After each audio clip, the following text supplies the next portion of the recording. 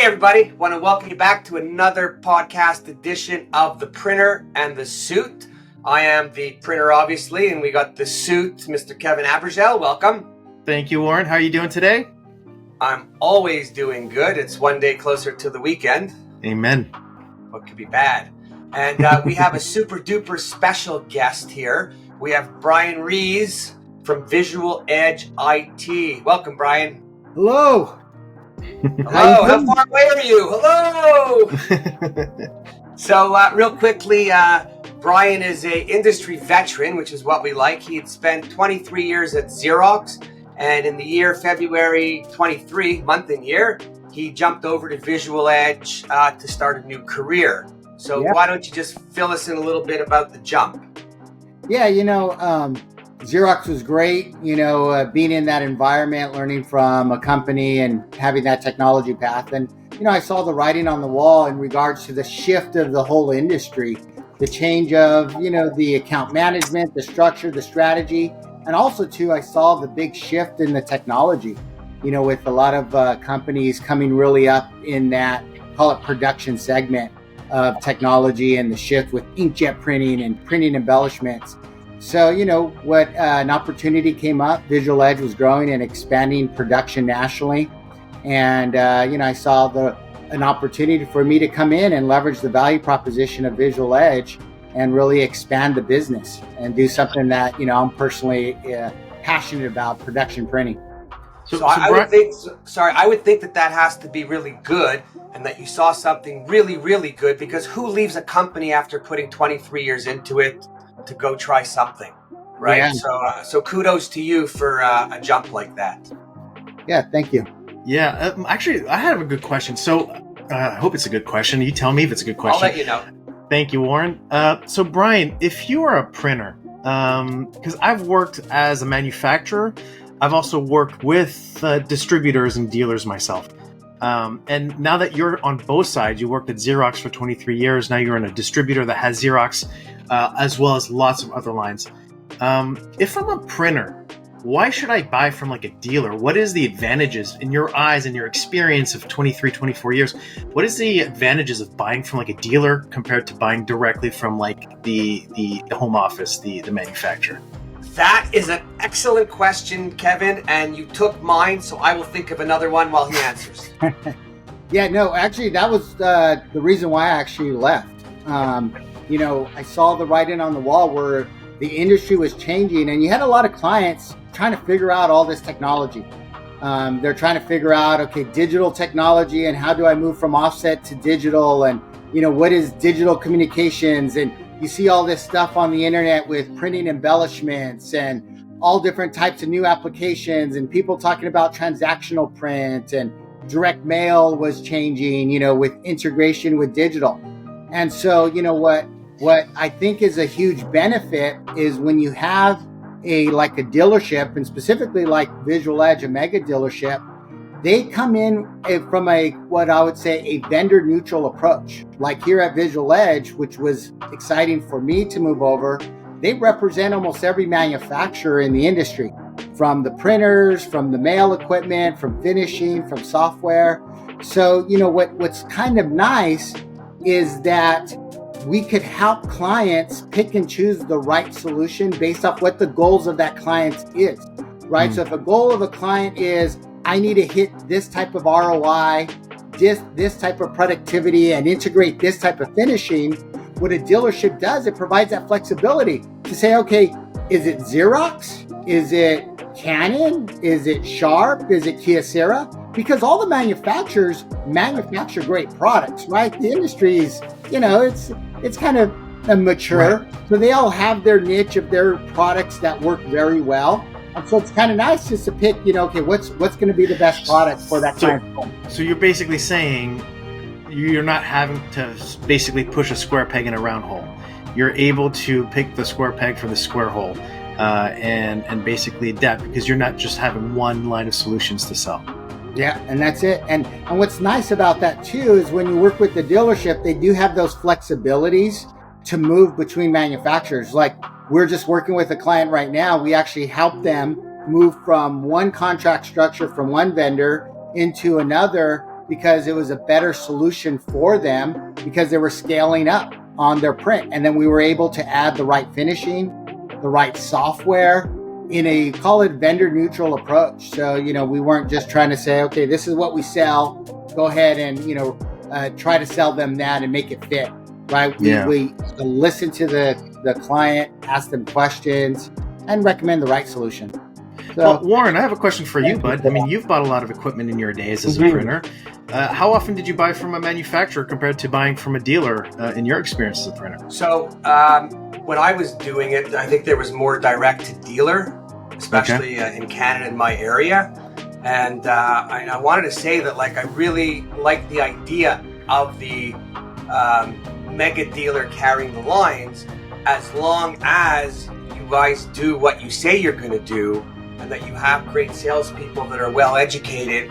Because my experience, and every printer out there will agree with me, is our feeling is the OEMs want to just shove boxes down our throat because they got quotas to make. And then at the end, after we sign the deal, there's always reasons why something isn't happening or where somebody is or isn't, right? I'll speak on behalf of the printer, and we've discussed this before, Kevin. As a printer, I find there's a disconnect with every equipment seller, right? Okay. In the sense that the print owner is putting his life on the line. He's going to the bank. He's got a loan because none of us have the cash to buy it outright. And we're really relying on the manufacturers, distributors, dealers, call the group of sellers, for the best advice and the best direction. Because once we buy it, we're stuck with it. Yeah. Your contracts are so goddamn thick that if my lawyer read it, he'd say, don't buy from them. But we have no choice, so we got to deal with the devil. But the people selling us, they have a paycheck every bloody week and never lose a bump. When there's a problem and a missing part, the printer's still on the hook, has to pay the people, has to pay the machine. And I've never, ever, ever heard the dealer say, hey, don't pay us this month. I know we screwed up and I know you're waiting for us. No, they're still calling for payment. So it's just... I don't know. I don't necessarily agree with that because if a salesperson doesn't sell, they don't make any money, and I think that it goes both ways. If you're not making success with the printing equipment that you bought, you're not making money. But also the salespeople, that's how they're compensated, right? I don't know, Brian, if you your guys make your money on the sale of the equipment, right? Yeah. Yes, the printer has to make money. But you know how many times we were buying equipment that was new technology and new? You have to rely on the person selling you and the company to get you into that position. Well, sure. Right? Because if the equipment people can't help the printer, then every printer has to say, we don't want it. Yeah. Right? Well, that's a good question. So, Brian, let's come back to you. You've been in sales of equipment for 23, 24 years. We often have a conversation about what makes a successful salesperson. And I'm sure that you've sold a lot of equipment. You've hired a lot of people that have sold for you. You've probably trained a ton of people. Tell us, in your opinion, what makes a good equipment salesperson in the printing industry? Well, I think there's a couple different things. One is, first of all, I think it's the attitude. That's a big one. People, I don't think, realize that attitude is probably the number one, call it key metric of, that defines a good salesperson. Because if someone has a good attitude and then they become passionate about the industry, then what they're going to do is they're going to take all the great advice and learning and people like Warren and listen to them and then formulate their own communication process and how they work with clients. And that passion comes through in what I call the education piece. And that's really, our goal, on the sales side is we need to educate the clients on this is what that equipment does, not from a brochure, really what it does from a productivity. And then we have to understand, how do clients actually, use the equipment? What are the applications that they're running, right? Yeah. How are they really going to use it? How are they going to sell it? Do they have salespeople? Are they selling it online? How are they going to manufacture it? And you have to have a good attitude. You have to be passionate. And then that will come through in you wanting to go that extra work. And that's a big one, right? Doing that extra work. Aptitude could be trained, right? We have, like with us at Visual Edge, we have our manufacturers that help provide a lot of training and a lot of support. And that could be trained, but if you have a good attitude, that really makes a big difference. Yeah, you can't teach attitude, right? You can teach everything else. Yeah. And, and so that's what we try to do here. So even as I develop the production business, I'm hiring, great people that have a great attitude. Sure. Right. And also I'm testing the aptitude. What is your technology expertise? Were you trained by a manufacturer? How much history you have. And then what we do is we segment, right, those salespeople in certain levels of support for our clients, right? So there's multiple levels of support and expertise that we bring in, depending on what that client's needs and requirements are. So from my experience, most of the time when you lose a customer, it's because something went wrong along the way and they start talking to others. Because when I was in with vendors, digital or offset, like, you're good, and everything's great until something's not, and someone drops the ball somewhere. Yeah, and it goes south, and then it's hard to get it back. So it's just so important that everybody be honest. Warren, you know what? I was at Explorer, and I sat on a session about friction points, and I learned of a stat that was absolutely astounding. It goes 32% of loyal, and this is a study that came out in 2023. 32% of loyal customers that are considered loyal customers will drop you if there was one bad exchange. That's the latest stat. 32% of a loyal customer will not buy from you again if there is one negative incident. And that's a problem today because everyone's become so intolerable of the slightest little things. Right. People get mad when you deliver something and it comes and it's not like, you can't deliver at a time anymore. First of all, the amount of traffic out there in every city causes everybody to be delayed. But the other thing is, our weakest link in most cases when you're shipping out of city is you're using a national carrier. Yeah, it's out of your hands. You get killed. I mean, I remember UPS, and I guess there's a reason that they're brown, but I would get killed whenever something wouldn't show up and we shipped it out on time, and then the tracking is on, seems like it's there, and then they call UPS, and UPS says, when it gets there, it gets there. Yeah. And then we, the printer, then become like victims, get killed. I'm like, lady, I don't drive the truck. Yeah. Well, and that's a testament to this attitude mentality, right? Yeah. That I'm hiring from now, is because if you have the right attitude and you have this attitude of customer centric first, and I'm going to help them no matter what, and I'm going to elevate and do whatever I need to do, that's what clients want. Yeah. They know that you're not going to be able to fix everything with a phone call or with an email. What do you mean? You're right, Brian. Warren. No, you're right. You're 100% right. It's that attitude of, you know what we want? I'm gonna elevate quickly, fast. I'm gonna respond. I'm gonna be very transparent with the client. If this is the problems, these are the obstacles, this is how we're gonna fix it, and I'm gonna keep touching base with you versus hanging up the phone, walking away, not answering the email, and kind of ignoring the situation. Amen. Right? Things are always going to break. It's how you respond. It's your attitude to your client too. Do what you say you're going to do. That's it, right? Yeah. It's really simple when you think about it. From beginning to end. Do not deviate. Communication's key too, because I've noticed that it's dropped off quite a bit. People trying to hide behind email, right? Let me send you a text message or so forth. Communication's key, where you're continually communicating with the client, giving them updates, not just waiting for the problem to fix and then call them up. I love it. Hey, here's where I'm at in the process. This is what I'm doing, and any other feedback, and let them know, right? By the way, I get an email that says, "Hey, didn't forget about you. I'm just waiting." I get a smile on my face because just to say to me, "I didn't forget about you." Yeah. Right? Because in the day, everyone on the OEM side, when we're dealing with them, has a way, there's this, there's that. The other thing we don't want to hear about is, we don't want to hear you're busy with another customer, because we don't care. You signed an agreement with us, you said you're going to be there, and you better get your ass there. That's it. Yeah. You can imagine Warren was most likely a very low maintenance customer when he was a printer, I'm sure. Well, you know what? I'm going to give you, and again, everything I say is from my experience. That's what we want. Things have changed and whatever. So I remember when we had a Xerox machine, and we'll leave the names out of it, whatever. We were having issues, and the technician, we're calling them because we have work, we got to get going.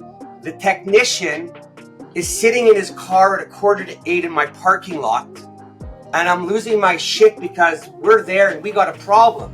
So I go outside and I knock on the window and I'm like, dude, what are you waiting for? And he's like, 8 o'clock. I'm like, what? 8 o'clock? Anyways, he got up, he went in.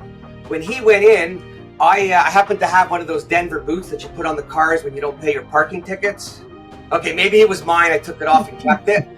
But we put it on his car and we put Xerox stickers all around it while he was working. And then another technician came in and he sees in the parking lot and he's looking at the car and he goes in, he gets the other guy and the guy comes out and they're both standing there looking at the car. And I'm like, hey, get the fuck in there. You're not leaving till the problem's fixed.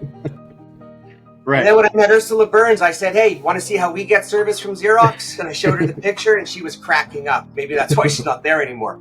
But people like those technicians have to know, you get on site, go in, there's something waiting. We're losing money every minute. We're not running. For sure.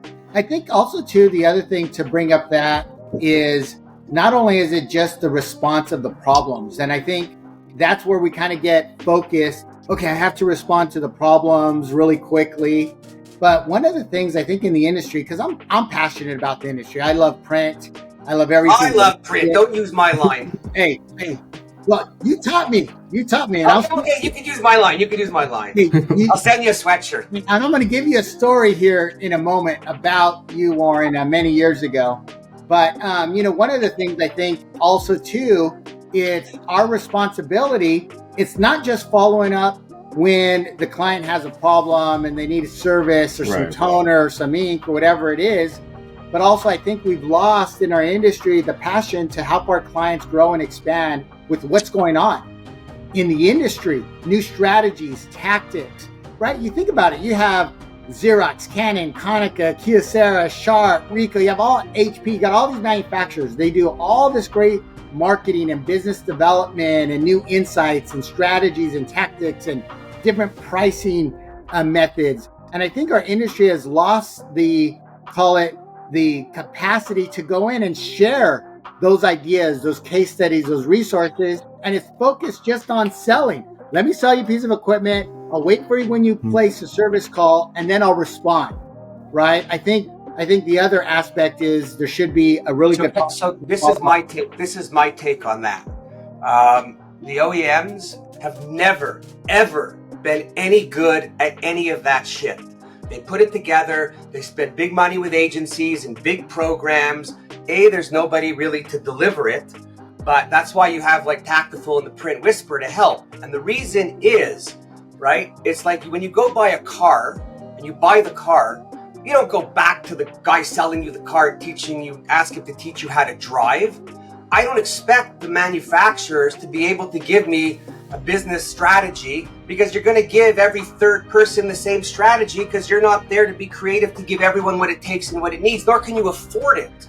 So I think really the OEMs should be saying to everybody, listen, we can give you the intro, but after that, you should call Kevin and Warren and let them help you because they've got the experience. And when I say Kevin and Warren, I really mean Kevin and Warren, no one else. Don't call anyone else, right? But we have the experience from the outside. We're not on the inside. Yeah.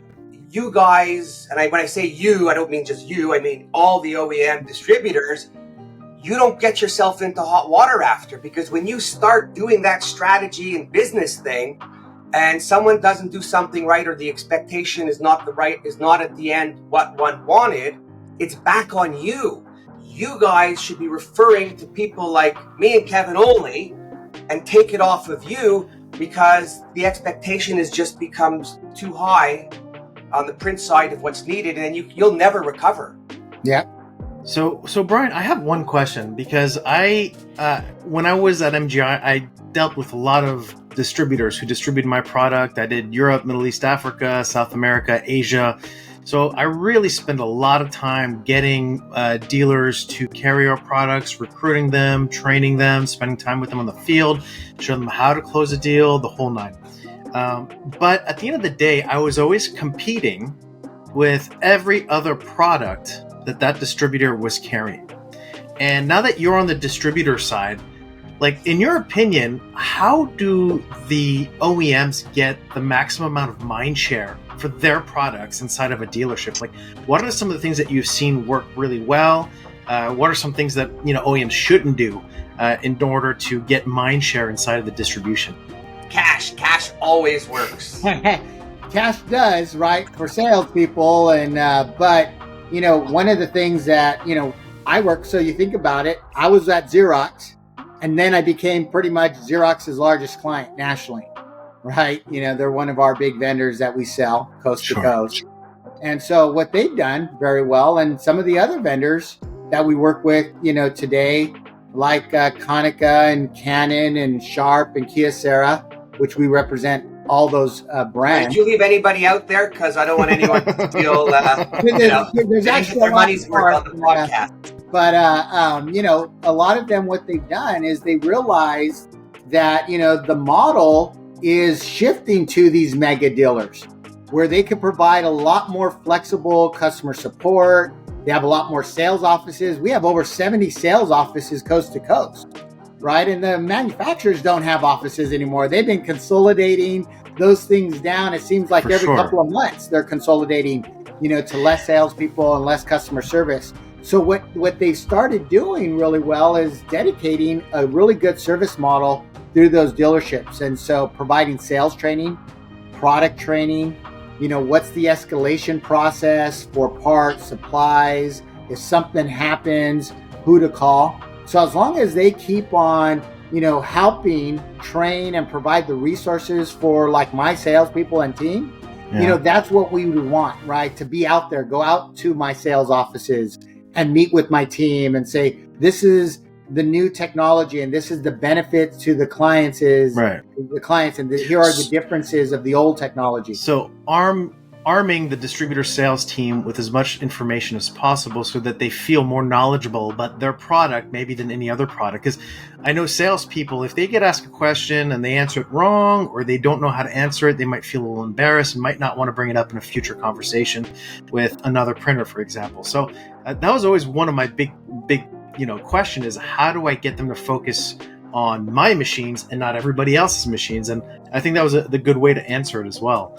So the thing I like about the mega dealers is with all the different brands, and I think it's important for all the OEMs to teach you and train you so you know about all the machines.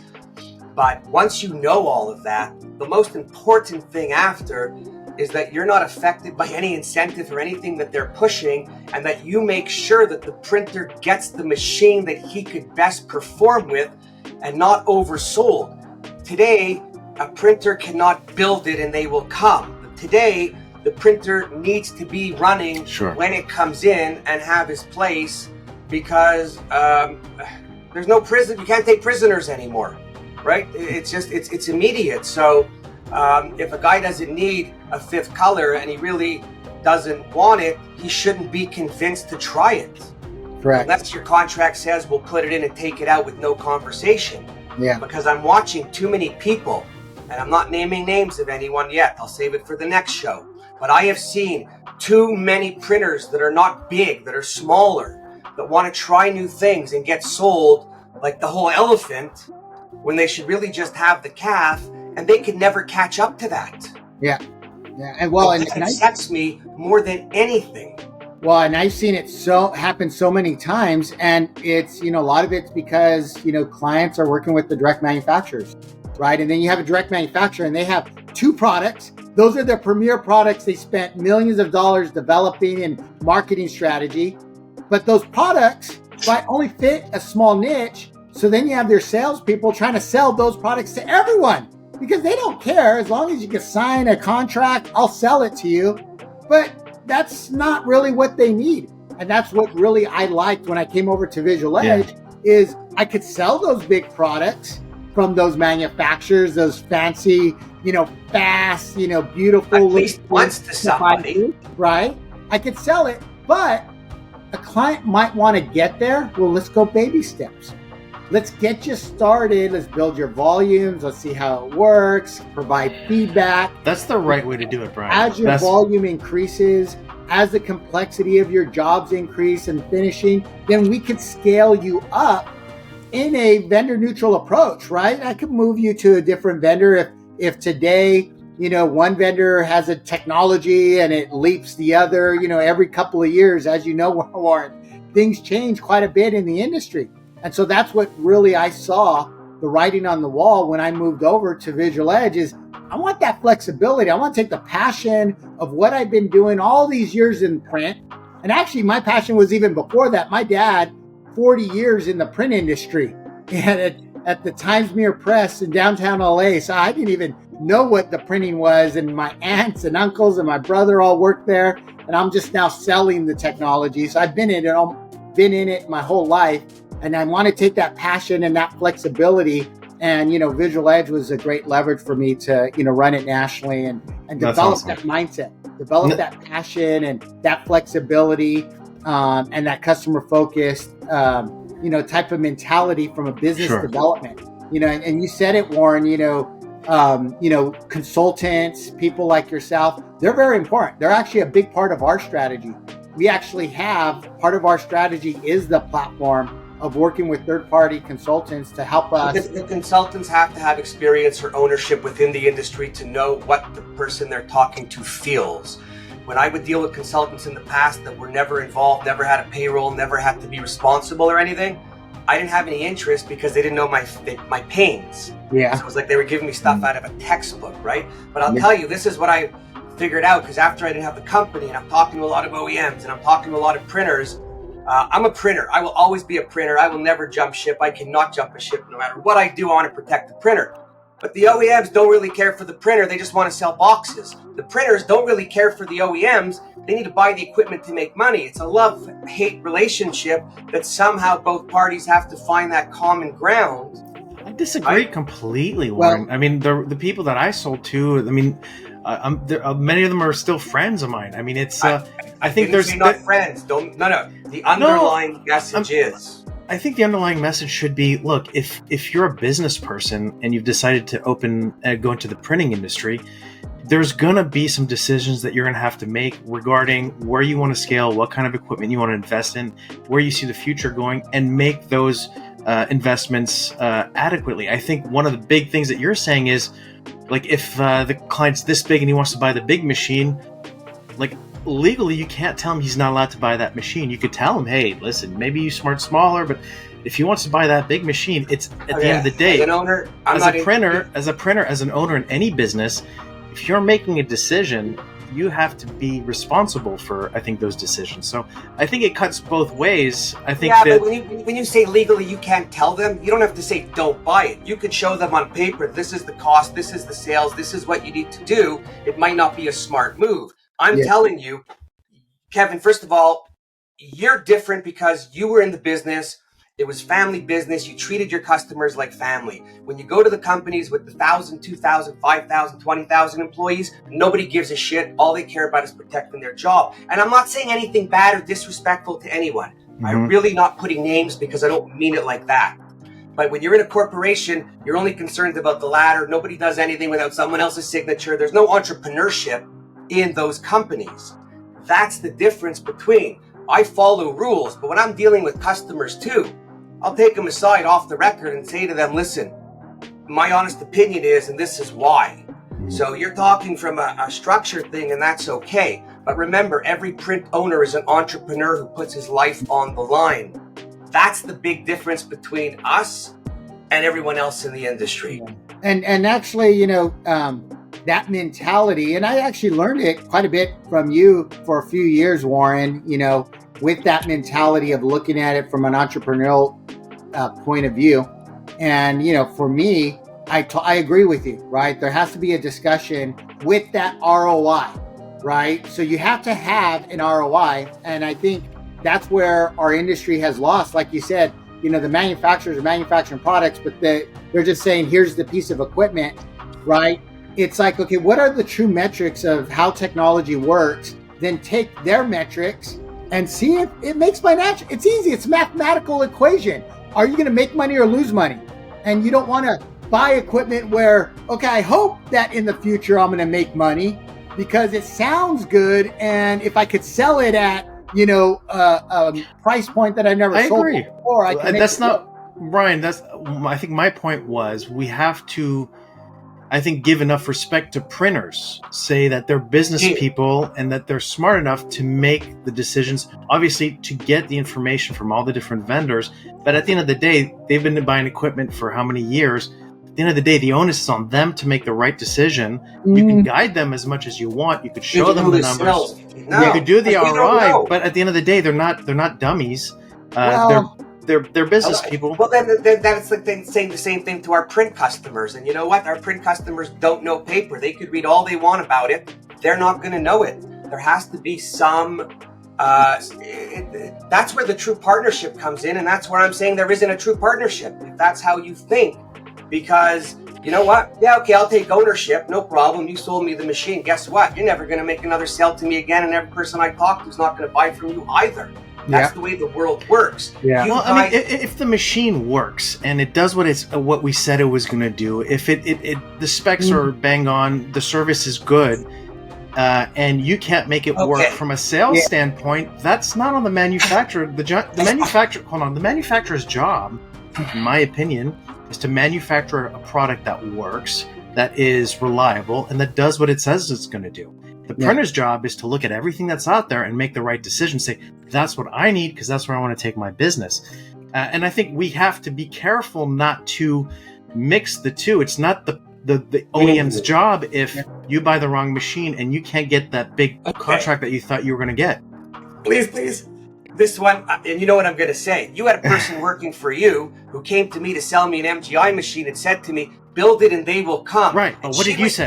Hang on. She was putting the screws to me like there was no tomorrow. Right, and what did you say? If I wasn't as smart as I was, she might have been able to convince me for different reasons and all this stuff. At the end, I said, like, go screw yourself. Exactly, because you looked at it as a business person. No. But the fact that she put the pressure on the way she did, so I would have bought it after, and then you would have said to me, oh, good move. You're going to do great with that when the market didn't even warrant it.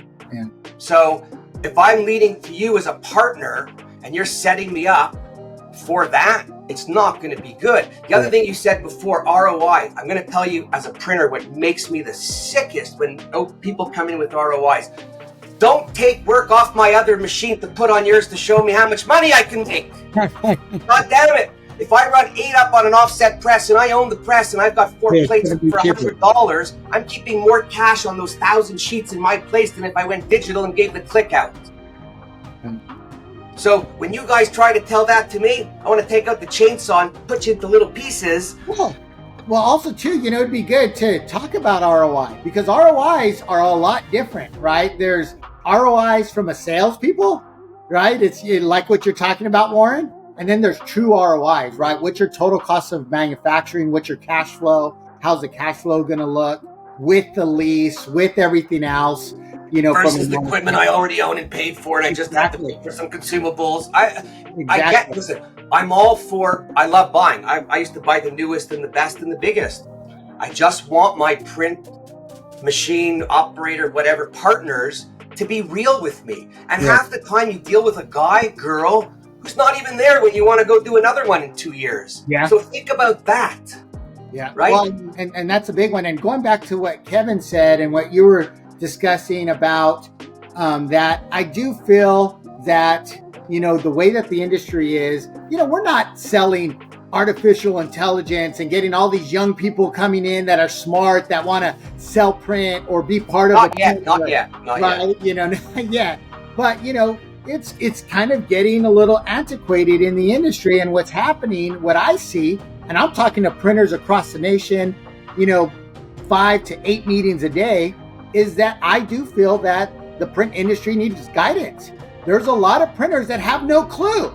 And it's so funny. I'll get on calls and they'll say, Brian, I'm 45 years. I know everything. And you bring up something and like have no clue on how to make a decision because all they've been doing for 45 years is manufacturing print, getting print out, paper. Yeah, they know their business. They don't have a clue what's going on with inkjet printing and printing embellishments and all this automated finishing and workflow automation software. And they're missing the big picture. right? So- They're missing the big By the picture. way, I didn't say all printers were smart, did I? I just want to be clear. No, but it's the same thing. Everybody offers up direct mail, right? So I say to printers, hey, you have your own case study? You ever do your own direct mail? Do a plan that you could talk about when you go talk to someone, so you don't got to talk about someone else's story? And they look at me and they go, what? Yeah. Yeah. So listen, Right? we're one last question for you, Brian. Before I have one after you. Okay, so what? Why don't you go ahead? I'll go first, and then you go. So the best time to buy a piece of equipment. Every printer should be looking up the end of quarter, the end of year, and do you give better discounts on the quarter or the end of year? That's a good question. You know, manufacturers do. Yeah, but you work with them and they give you incentives, so there goes that one. There always is. You don't have to answer that. I'll accept that. Well, no, the best time to buy is when you've done your evaluation, when you're ready, when you've looked at all the equipment, when you've talked to clients, you got references, you looked at the metrics, right? That's the best time to buy. Right. You know? But there's bonuses. I remember when I bought a machine, the manufacturer, I won't mention their name, Xerox, but 2 days before the end of the month, they threw $25,000 at me to get a sheet run so that they could put it in their filing. Oh, Yeah. listen, man. Revenue recognition is a big thing with manufacturers. I don't We're know if printers, we don't I don't know know that. if it's a big thing with the distributors the same way, but I remember people being in there at like 11:59 getting that sheet through on the Yeah. the end of the year or the end of the quarter. But definitely end of year, end of quarter. At least when I was in the game, was the best time to really try to push a sale. You know, I try to get away from that from my team because this is the problem.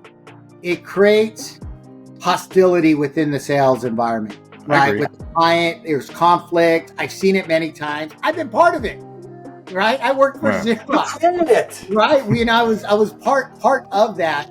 Selling iGens. So, what I try to focus on, and I can only speak for myself and what we do here at Visual Edge IT and what I'm developing, is I try to train the team is going and making sure that we should be able to sell at any time if we're doing the due diligence. Stop doing shortcuts and just saying, here's a low price. It seems fast. Go in there and help them with tools, with understanding of the technology. Ask the questions. Look at the different vendors. Ask where you want to go in 3 years, 5 years, right? Understand what their knowledge is and maybe bring them into different open houses. Warren, I brought you in calls with clients, right? I called you up and said, hey, can you meet with my client really quick for 30 minutes and give them some insights, right? And so I think if our industry goes away of how we were selling before into more of a consultative approach and, without these pressures and really understand those clients, what they want to accomplish That's it. and give them that education, then the deal will close because the clients will have built confidence. They'll say, this is the right solution. I looked at multiple vendors. I looked at 6 different solutions. I put together a side by side. I looked at the cost and what I'm trying to accomplish. And if we do our job correctly, right, the right deal will materialize. And that's more important than just the cost of the machine, by the way. Because Yeah, anybody can buy anything. I think there's a good proverb, and I think this is very, very applicable for what we're talking about. Is you could always judge a good salesperson not by the answers that he gives, but by the questions that he asks. And the more questions that you can ask, the better you understand what the client's issues are, where the pain points are, the better you can position the right product. So, And at the very least, they feel like you care. Yeah. And so, you want to know about one of the things that has started my passion. And Sure. so I was passionate about print. Okay, I started at a young age, and like I said, my dad was in the print industry. But I remember I was on a conference call, and this crazy guy named Warren shows up. This was, I don't know, this was many years ago. Look at what I have, Warren. Oh, no kidding. Oh, remember this? Oh, you still have yours. There you go. Kevin, you gotta get one. That's beautiful. Right here. Oh, isn't this beautiful? It still looks good. After all these years, look at that. That was done on the first iGen 5 with the 3 extra colors, the large sheet, and the 24-point capacity. Hey, And the finishing was done on an MGI Jet something back then that one of my suppliers had. This thing's beautiful. Look at that. Look at that. I'm smiling, I'm grinning, my stomach hurts. Feels so too, because this sheet size was actually bigger than the sheet size that the iGen could do. I didn't even know how you did that. You did something crazy with it, but it was funny. We didn't stretch it ourselves. The machine stretched it. We didn't know it could do that. But when you did that sample, and I think I was able to get a sample, and you kind of shared your experience of your sales strategy with that iGen, with the printing embellishments, and how you created those books for your salespeople. That really shifted my mindset and my career. I started loving printing embellishments, by the way. Ever since then, I was printing embellishments, up the wazoo of everything. I love it. I post things on my LinkedIn and YouTube channel. But then it actually changed my mentality and saying, you know what? It's not about me selling a printer and a large sheet. It's about the application, and it's about understanding my clients' clients and how they sell and how they generate revenue. And that changed the game for me. And then my career just skyrocketed from there. So I wanted to bring that up because I know you'd appreciate it, but I always want to say thank you. My God. First of all, you made my day. You made my day. I'm not doing anything else the rest of the day. I'm just going to just live with that thing. But touching on that, that's the essence of what Tactiful is, and why it was created. So the people there with the experience, it's about doing all of that. It's about getting away from what everyone thinks and putting it into practicality, right? When I did that sample book, the most important thing was the sheet size, because people, you could tell them 24 by 14 by 26 or whatever, but nobody visions rulers in their head. When you show designers the full sheet, then the creativity comes because they know what they're working with. Yeah. It was the best thing. Yeah. Little did I know, I was a genius ahead of my time. Then it all faltered after. Hey, quite frankly, it still is today. I'm surprised by how many clients and printers I work with today, and they're just thinking that, they get their volume from word of mouth because they provide low price, great customer service, and fast turnaround. I'm like, that's not the way it works anymore. I would rather charge high price, work 25% less of the time, and go fishing than volume out at the low price and give it away. Right. Yeah, sure. So, it is application based and, leveraging all that, digital creativity, in the industry. This is the way. I love it, dude. This is the way. Well, listen, Brian, you've been a phenomenal guest. Thank you so much for spending time with us today. Is there any parting words that you like to share with the audience if hopefully they're still watching? Yeah, no, we're watching this one, by the way. We're 40 minutes in. This is the best one yet. Yeah. Well, we're 40 minutes in. 3, but we're good. Yeah. No, I appreciate the opportunity to come on and, kind of just casually chat. It's very exciting. And, quite frankly, I think personally, we're in a new great age in the print industry. It's really actually good if you look at it correctly and you're focused on the right metrics and all this, call it digital evolution that's happening, right? I was at Printing United, and all this new technology and printing embellishments and finishing and the stuff that's coming out with AI and all this new equipment, it is really a great opportunity to bring in the print industry and figure out a path to grow the revenue and take advantage of that. And I hope that more people do take advantage of the resources, the expertise, companies like Visual Edge, where we have this type of different business development, mindset where we're more focused on, how do we help you grow your revenue and your volumes, leveraging the right technology, and I hope people just, are a lot more open, like the printers are open to exploring more, right? Because there's a lot of great changes that they could take advantage of. Absolutely. Well, listen, everybody, I really recommend that you follow Brian Ruiz on LinkedIn. He's got a great presence, and he preaches the good word about embellishment, so we really thank you for that as well. We're trying to help grow the market on the other side. For more information, please go to visualedgeit.com. You're going to see all the great things that Brian and his team have available for you. And don't forget to drop us a comment. Let us know who we should talk to next. Brian, thank you again for your time. Warren, last word? I love you guys, love the industry, and printing's alive. Anyone who says it's dead, take them out. Amen. Thank you, guys. Take care. Cheers.